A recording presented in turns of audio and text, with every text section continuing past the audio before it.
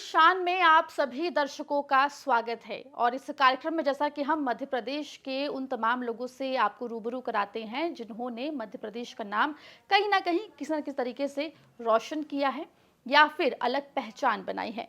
हाल ही के दिनों में एक वीडियो काफी तेजी से वायरल हुआ था। डीएसपी साहब का वीडियो था। ग्वालियर के डीएसपी हैं और हूटर की आवाज को समझाते हुए दिखाई दे रहे हैं। काफी वीडियो वायरल हुआ। उसके बाद एक और तस्वीर सामने आई जिसमें राह पर ठंड में लेटे हुए एक बुजुर्ग को वो कंबल देते हुए, टोपी पहनाते हुए दिखाई दिए। तो डीएसपी साहब जिनकी हम बात कर रहे हैं उनका नाम है संतोष पटेल। और आज अपने इस एपिसोड में हम संतोष पटेल जी से आप लोगों की मुलाकात कराएंगे, बातचीत करेंगे और जानेंगे उनकी जिंदगी और संघर्ष के बारे में। संतोष जी, बहुत बहुत स्वागत है आपका एमपी तक पर। जी थैंक यू। आपने मुझे इसके काबिल समझा, बहुत बहुत धन्यवाद। संतोष जी, आपका हूटर का वीडियो तो काफी वायरल हुआ और मैं बिल्कुल शुरुआत इसी से करना चाहूंगी। वो जो आपने अलग अलग आवाजें समझाई थी, अगर थोड़ा दर्शकों को आप हमारे इस इंटरव्यू के जरिए भी वो समझा सके। हम लोग जो भी हमारा पुलिस जवान रहते हैं, जब ड्यूटी पर रात में 12 बजे निकलते हैं तो हमारा एक उद्देश्य रहता है कि आज की रात ऐसी कोई घटना और ना हो ताकि सुबह पुलिस की छवि खराब हो या पुलिस कप्तान साहब को हमारे प्रति आक्रोश हो जाए कि आपने सही ड्यूटी नहीं की। तो उस उद्देश्य से पुलिस जब गलियों में घूमती है तो हूटर बजाती है, और हूटर बजाकर वो एक संदेश देती है जो एक पॉजिटिव वे पर मेरे दिमाग में आया जब एक व्यक्ति ने लगभग 2:30-3 बजे रात में पूछा कि सर हूटर क्यों बजाते हैं, क्या होता है इससे। तब मेरे दिमाग में एक सकारात्मक विचार आया, तो मैंने उसका एक उसको बताया था, उसी का वीडियो था कि जब एक अगर हम पुलिस वाले की भाषा समझेंगे तो पुलिस वाला ये कहता है कि मैं ड्यूटी पर तैनात हूँ, और वो ये कहता है कि मैं रात्रि गश्त पर जाग रहा हूँ। और जो एक और आवाज आती है जिससे शेर गुर्राता है धीरे धीरे फिर तेजी से आवाज में, वो जब चोर बदमाशों के हम्म। लिए कि चोरों मैं तुम्हें पकड़ने आ रहा हूँ। तो एक पॉजिटिव सेंस में हमने कोशिश की थी, लोगों ने पसंद किया है और अच्छा था। जी, जी, बिल्कुल। बिल्कुल लोग आपको पसंद करते हैं, इसमें कोई दो राय नहीं है, क्योंकि हमने देखा था जिस तरीके से जहाँ आपकी पहले तैनाती थी, वहाँ से जब आपका ट्रांसफ़र हुआ तो लोग जो हैं वो बिल्कुल आपको छोड़ने के लिए स्टेशन तक आए। आँखों में आँसू भी थे और सेल्फ़ी भी बहुत लोग आप जहाँ पहुँचते हैं वहाँ पर आपके साथ खिंचाते हुए दिखाई देते हैं। जी, ये तो मेरे लिए बड़ा ही भावुक क्षण भी था, और मैं सौभाग्यशाली था कि जब मैं पृथ्वीपुर से निवाड़ी जिले से जिस दिन विदा हुआ था तो लगभग 2 से 3 हजार लोग इकट्ठे हुए थे, और वो उनकी इच्छा थी, उन्हें स्वयं बैलगाड़ी लेकर आए थे, बैलगाड़ी पर मुझे बिठाल कर पूरे नगर का भ्रमण कराया था। और उसके बाद उन लोगों ने विदा की थी, कई लोगों के आंखों पे आंसू थे। तो ये सिर्फ मुझे हुँ, लगता है कि आप जब सही जो हमारे पुलिस का जो उद्देश्य है देशभक्ति जन सेवा, अगर आप इसका हुँ, जो नारा है उद्देश्य है इसका पालन करेंगे तो मुझे लगता है मैंने कोशिश की थी जन सेवा के माध्यम से देशभक्ति करने की, क्योंकि देशभक्ति दो तरह से होती है, एक हुँ, दिखाने से होती है, प्रदर्शन से होती है, और एक जन सेवा करने से होती है। यदि आप जन सेवा करते हैं तो अपने आप देशभक्ति झलकती है। मैंने वहां पर हुँ, कोशिश की थी कि कोई निर्दोष न जाए मेरे रहते हुए, और मैंने लगभग बहुत से ऐसे प्रकरण हुए थे। लोग आजकल राजनैतिक द्वेष के कारण किसी को भी झूठा फंसाने के प्रयास करते हैं, तो मैंने बहुत से लोगों को हुँ, उसमें बचाया था। तो उसकी बदौलत लोग इकट्ठे हुए थे, और जो आरोपी थे, अपराधी थे, उनको हुँ। पकड़ने के लिए भी हम हमेशा प्रयास रहे। बड़े बड़े कुख्यात जो अपराधी थे मेरी टीम ने, हम लोगों ने मिलकर पकड़ा था, तो उसका भी एक स्नेह था लोगों के हुँ। प्रति। जी, बिल्कुल। देखिए, जिस तरीके से आपने कहा कि पुलिस फ़ोर्स जो है ब काफ़ी प्रेस्टीजियस जॉब भी है और बिल्कुल देश की सेवा जो है ये पुलिस हमारी करती है। ये ख़्याल कब से ज़हन में आया कि पुलिस फ़ोर्स में जाना है, पुलिस फ़ोर्स जॉइन करनी है? मैं तो एक ऐसे परिवार से हूँ, ग्रामीण परिवेश का हूँ, और हमारा घर जो जंगल के किनारे है। बचपन से हमारे हुँ, पिताजी मजदूरी करते थे, इसके बाद उनने धीरे धीरे कारीगरी करने लगे। तो हम उनको देखते थे कि वो सुबह 6, 7, 8 बजे निकल जाते थे खाना खाकर, और रात को 7, 8 बजे आते थे, उसके बाद घर पे खाना खाते थे। तो जो मेहनत करते थे तो हुँ, घर वाले और सब लोग कहते थे कि नौकरी करना है, नौकरी करना है। ऐसा कोई ये नहीं था कि हुँ, पुलिस की करना है, क्या करना है। ऐसा कोई हमें मार्गदर्शन भी नहीं मिला कभी। और घर पे टीवी भी हुँ, नहीं थी कि फिल्में देखें तो पुलिस वाला बनने का एक शौक जागे, तो ये भी ऐसा कुछ नहीं था। मेन उद्देश्य था हुँ, नौकरी करना। तो मैंने जब प्रयास किया तो प्रथम दृष्टया वन विभाग में फॉरेस्ट गार्ड बना था। 1.5 साल तक मैंने जंगल विभाग में अपनी सेवाएं दी थी, और उसी दौरान तैयारी हुँ, करता रहा, सेल्फ स्टडी की। तो फिर पीएससी में मेरा पहले ही प्रयास में डीएसपी के रूप में सिलेक्ट हो गया था। और फिर जैसे ही मैं जी, आया तो मुझे लगा कि मुझे दुनिया का सबसे अच्छा प्लेटफॉर्म मिला है, जहाँ पर बिना कुछ खर्च किए और लोगों की सेवा करने का अवसर मिलेगा। क्योंकि पुलिस ही एक हुँ, ऐसी चीज है जिसे, मतलब हमें ड्यूटी करनी है रात में, आप मतलब कुछ भी हो हुँ, लेकिन ड्यूटी तो करनी पड़ेगी, हमारी ड्यूटी है। तो उस दौरान मुझे लगा कि हम अपने कर्तव्य के साथ जन सेवा अगर बेहतर ढंग से करेंगे तो जो देशभक्ति है उसका सबसे अच्छा साक्ष्य होता है जन सेवा। और मैंने कहीं ये बिल्कुल। लिखा भी था पुलिस के लिए कि हुँ, सूरज की किरणों से उजाला बनता है, सूरज की हुँ, किरणों से उजाला बनता है, और फूलों को जोड़कर माला बनता है, और दुनिया को राह दिखाने का हुनर हो जिसमें, वही भाग्यशाली व्यक्ति पुलिस वाला बनता है। तो मैं पुलिस वाला बना था, और वाह! उसके बाद कर रहा हूँ कि इस बात का पालन हो, लोगों की सेवा करता रहूं। बिल्कुल। और देखिए आपने खुद ये कविता जो है हमें सुना दी, लेकिन मेरा अगला सवाल यही था कि मैं आपका सोशल मीडिया थोड़ा खंगाल रही थी इस इंटरव्यू से पहले, और मैं देख रही थी कि शेर व शायरी का बहुत शौक है आपको। पुलिस वालों की छवि जो होती है वो जनरली बहुत स्ट्रिक्ट और बहुत गुस्सैल और इस तरीके की होती है, लेकिन आप बाकायदा कविता पाठ भी करते हैं, शेर व शायरी भी करते हैं। रामायण में भी आप हिस्सा जो है वो लेते हुए दिखाई दिए, उस पे भी मैं आऊँगी। लेकिन ये शेर व शायरी का शौक कहाँ से लगा? और एक तो आपने कविता सुना ही दी, और कुछ अगर आप सुना पाएँ? ये मैं 2013-14 की बात है, जब इंजीनियरिंग कर ली थी। उसके बाद हुँ, एमटेक करने इंदौर पे गया था। तो इंदौर में मैं आज, मेरे लिए बड़ा भावुक क्षण भी है, क्योंकि मैंने सबसे पहले कुछ नया लिखना शुरू किया था, सृजन करना। तो मेरे पूजनीय स्वामी विवेकानंद जी के ऊपर लिखा था मैंने। और आज हुँ, उनका जन्म दिवस भी है, तो ये मेरे लिए बहुत ही मतलब बिल्कुल। सौभाग्य का क्षण है कि आज आपके साथ मैं वार्तालाप कर रहा हूँ, और मुझे ये याद साझा करना पड़ रहा है कि 2013 में मैं असम मेघालय गया था महिला सशक्तिकरण के ऊपर अपनी प्रेजेंटेशन देने। तो स्वामी विवेकानंद जी के हुँ, विचार के आधार पर मैंने बहुत कुछ दिया था। और मुझे लगता है कि पता नहीं उनकी ऐसी क्या कृपा हुई मेरे ऊपर कि मैं वो तभी से कविताएं लिखने लगा। और फिर इतना अच्छा धीरे धीरे ये शौक बन गया, और फिर उसके बाद मैंने तैयारी की थी, पढ़ाई की थी। तो पहले मैं हुँ, कवि बन गया था, हल्का फुल्का छोटा मोटा। लोग भले ही ना माने, लेकिन स्वघोषित कवि जरूर था। उसके बाद फिर हुँ, मैंने तैयारी की, और उसके बाद मैं यहाँ पीएससी से डीएसपी बना था। तो कविताएं हुँ, लिखता रहता हूँ, और हर तरह कोशिश करता हूँ कि लोगों को मेरी कविताओं से प्रेरणा मिलती रहे। जिस बैकग्राउंड से हूँ मैं, हुँ, तो मेरे माँ के वो भाव थे जब मेरा सिलेक्शन हुआ था। क्योंकि हमने उसको, गरीबी को और संकट को, विपरीत परिस्थितियों को बहुत अच्छे से देखा है, जिया है। और ये कहें कि हुँ, कोई गरीबी खाता नहीं, लेकिन जो गरीब होता है उससे पूछिए, वो गरीबी खाता भी है, क्योंकि उसकी जो रोटी है, उसका जो थाली है, उसमें देखा जाए तो उससे समझ में आता है कि हाँ ये खा रहा है। तो उसका में हुँ, मेरी माँ ने लिखा था, जब उसके भाव थे माँ के, जो मेरा जब नौकरी लगी थी, कि ऐ गरीबी देख तेरा गुरु टूट गया, तेरा मुंह काला हो गया। ऐ गरीबी देख तेरा गुरु टूट गया, तेरा मुंह काला हो गया। तू मेरी दहलीज पर बैठी रही, और मेरा बेटा पुलिस वाला हो गया। वाह! बिल्कुल, आपके माता-पिता अब काफ़ी खुश हुए होंगे, आपने बताया जिस तरीके से ग्रामीण परिवेश से आप आते हैं, और अब अपनी सादगी के लिए भी आप बिल्कुल आप जाने जाते हैं, हमने देखा है। ख़ास तौर पे आपकी शादी का किस्सा, मैं उसका ज़िक्र करूँगी। बुंदेली परंपराओं को ध्यान में रखते हुए शादी आपकी हुई, और चाहे वो पोशाक हो या बाकी रस्में हो, ख़ास तौर पे वो जो साइकिल से दुल्हन को लेकर आना, अब तो ख़ैर आपकी शादी हो गई, श्रीमती जी कभी ऐसा कहती नहीं है कि बताइए लोग बाग पुलिस वाले जो एक बड़ी-बड़ी गाड़ियों से लेने आते हैं, तुम मुझे साइकिल से लेने आए थे? अब वो भी गांव से है, हालांकि ये बड़ा थोड़ा सा आश्चर्य का विषय था।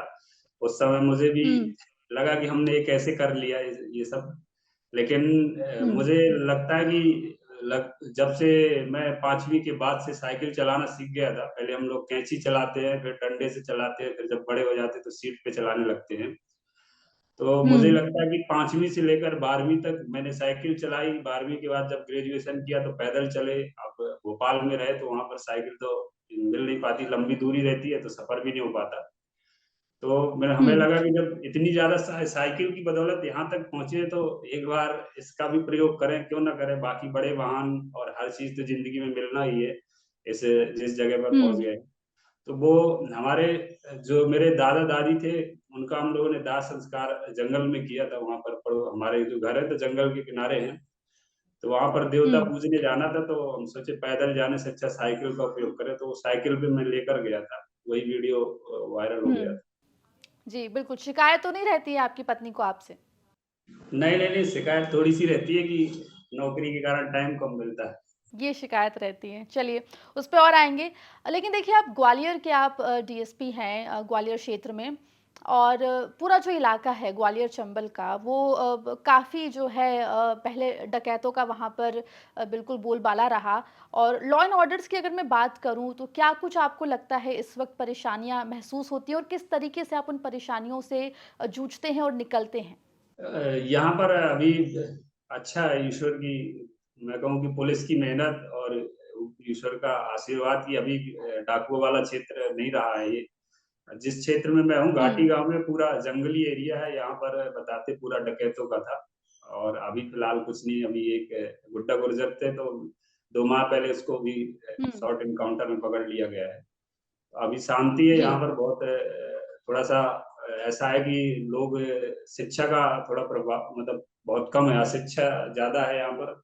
और हुँ। गरीबी है, तो हम लोग कोशिश करते हैं कि जो भी व्यक्ति आता है तो वो अ, उसको जो भी हमारी तरफ से मदद है, कानून की तरफ से कानून वाली मदद करते हैं। इसके अलावा सामाजिक रूप से जागरूक करने का भी प्रयास करते हैं कि नशा ना करें और अपने बच्चों को हुँ। पढ़ाएं। तो ये कोशिश करते रहते हैं हम हुँ। जिस भी गांव में जाते हैं, और हमारे थाना प्रभारी भी इस हुँ। पे संलग्न रहते हैं। यहाँ पर थोड़ा जी, लॉ एंड बिल्कुल। ऑर्डर के मामले में थोड़ा चोरी और लूट की ज्यादा घटनाएं होती रहती है। लेकिन हमारे यहाँ हुँ। पुलिस कप्तान साहब इतने एक्टिव हैं कि कोई भी घटना होती है तो 2-3 दिन में ट्रेस हो जाती है। पुलिस का काम है कोई घटना होने के हुँ। बाद आरोपियों को पकड़कर जनता के सामने और मीडिया के सामने अपनी बताना कि ये कैसे घटना हुई, ये आरोपी है। वो हमारी हुँ। पुलिस टीम और हमारे वरिष्ठ अधिकारियों के नेतृत्व में बहुत जल्दी कानून व्यवस्था की हुँ। स्थिति, कोई भी ऐसी अप्रिय स्थिति नहीं बनती, तत्काल निराकरण हो जाता है। हुँ। जी, बिल्कुल। आपने जो बात कही कि नशा और इन तमाम चीज़ों से भी जो है निपटना पड़ता है। आपके कई सारे वीडियोज़ मैंने देखे जिसमें आप पुलिस की गाड़ी में जो है लोगों को समझाइश देते हुए नज़र आ रहे हैं। छोटी-छोटी बच्चियों के साथ भी आपने जो है हम कहेंगे कि अभियान चलाया कि नशा मुक्ति जो है वो की जाए। युवाओं में ख़ास तौर पर संतोष जी ये नशे की लत जो है वो हम हाल-फिलहाल के समय में देख रहे हैं। तो वो कैसे आप लोगों मैं चाहूँगी कि आप भी क्योंकि आप खुद युवा एग्ज़ाम्पल हैं सबके सामने इंस्पिरेशन है आप, तो आप खुद भी एक मैसेज दें और उस बारे में भी बताएँ कि किस तरीके से आप इन तमाम लोगों को समझाने की कोशिश करते हैं? मैं कोशिश हमेशा किसी भी व्यक्ति को जागरूक करने का सबसे अच्छा तरीका मेरा मानना है कि आप संगीत, कविता, नुक्कड़ नाटक के माध्यम से समझाएंगे, हंसी मजाक को, तो धीरे धीरे उस पर असर करता है।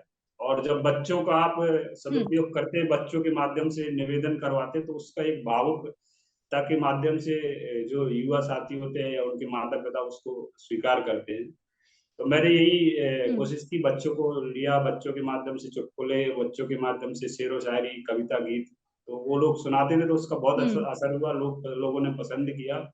और एक ऐसी बात आई हुँ। कि एक लड़का शराब बेचता था, उसकी माँ खुद मेरे पास आई और बोली मेरा लड़का शराब बेचता है। उसको मना किया तो उसने आज मेरे को हुँ। मारा पीटा, और साहब चलो पकड़ लो। हुँ। उसका वीडियो भी मैंने डाला था हुँ। फेसबुक पे। तो मैं स्वयं गया था और जी। उसके घर से लगभग 10-15 लीटर शराब पकड़ी थी। तो हुँ। जागरूकता का असर हुआ कि स्वयं आगे आने लगे लोग। आप देखेंगे एक अम्मा है, अब लगभग 75 साल की, वो बुंदेली में एक बंदरा गीत होता है जब शादी पे दूल्हा सजता है, उसकी तर्ज पे हुँ। शराब पे गाना गा रही है कि बना जो दारू पी है रे, तो बराते कोई न जाए रे, बना जो गांजा पिए रे, हुँ। तो साली पास ना है रे। तो वो एक जागरूकता का बहुत अच्छा तरीका था। मैंने भी बहुत सारे शेरो शायरी, चुटकुले लिखे, उसमें लोगों को समझाया कि जो शराब पीते हैं उनकी क्या दशा होती है, कि 2 शराबी हुँ, रात को 11 बजे आपस में मिले। एक शराबी दूसरे से बोला हुँ, कि तुम इतने बजे रात को घर जा रहे हो, क्या खाओगे? तो बोला अपने घर गया तो गाली खाऊँगा, पड़ोसी के घर गया तो जूते खाऊँगा। तो दूसरा बोला कि तुम इतने बजे क्या खा करके आए हो? तो बोला रास्ते में मैं दोनों चीज़ें खा कर आया हूँ।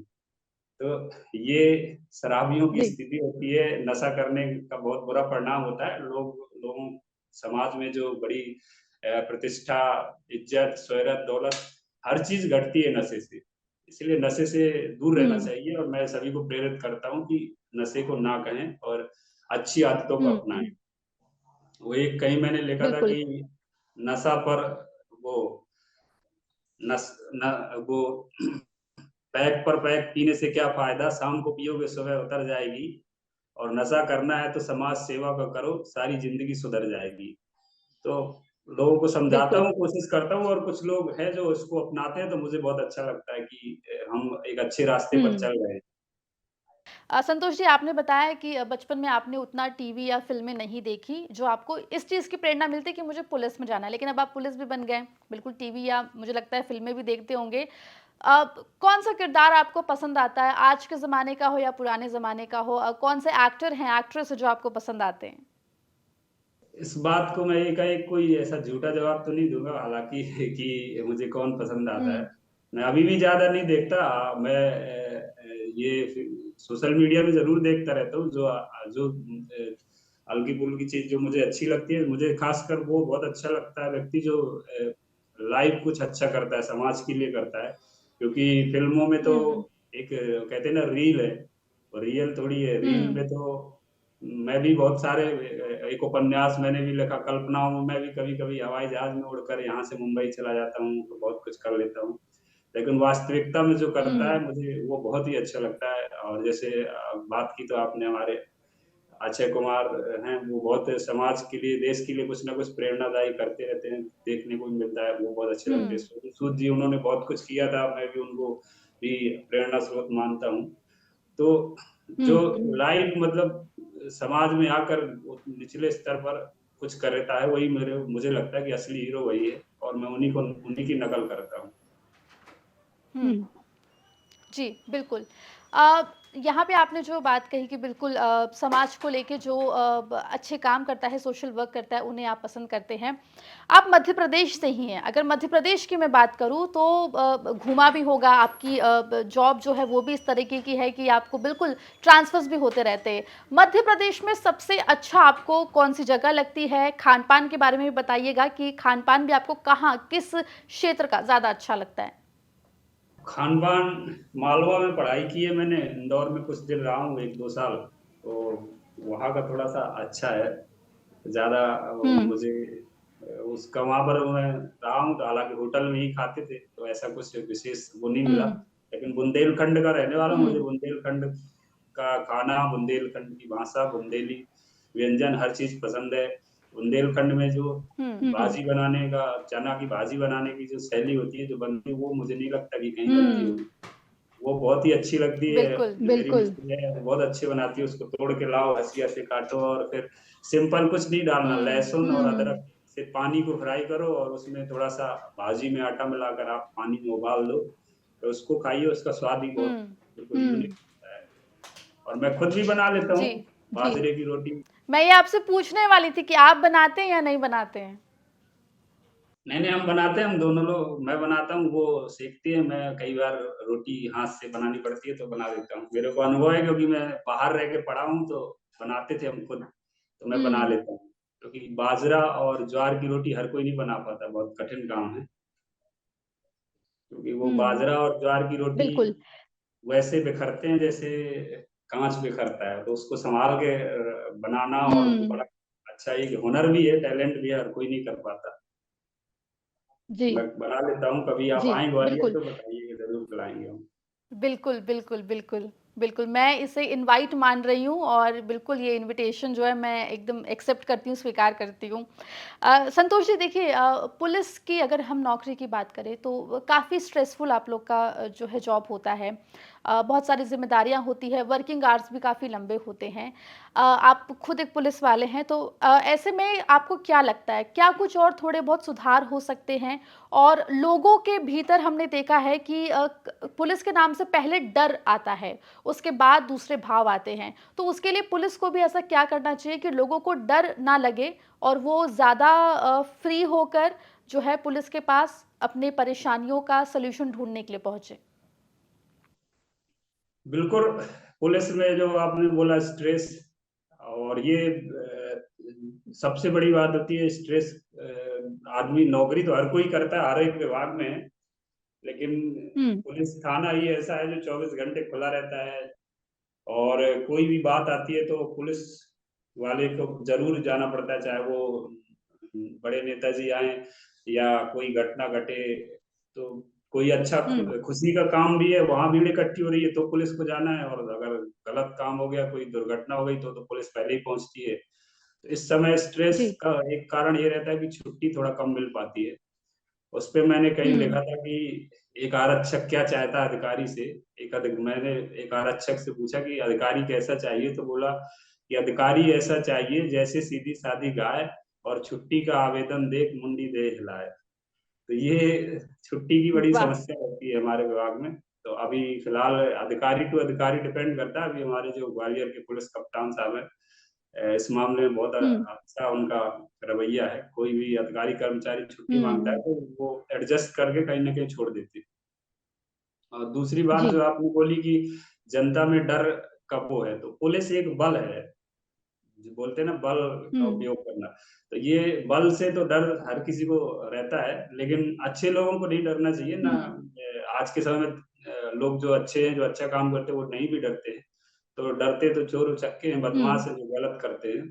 तो और जो पुलिस आज के हुँ, समय सामुदायिक पुलिसिंग हो रही है, हम लोग पुलिस बहुत से काम करते हैं। अब जैसे उस व्यक्ति तक मैं स्वयं पहुंच गया जहां एक साधारण व्यक्ति नहीं पहुंच पाया, तो इससे भी एक पुलिस की जो लोगों के मन में छवि बनती है कि नहीं पुलिस मदद करती है, पुलिस सेवा के लिए बनी है।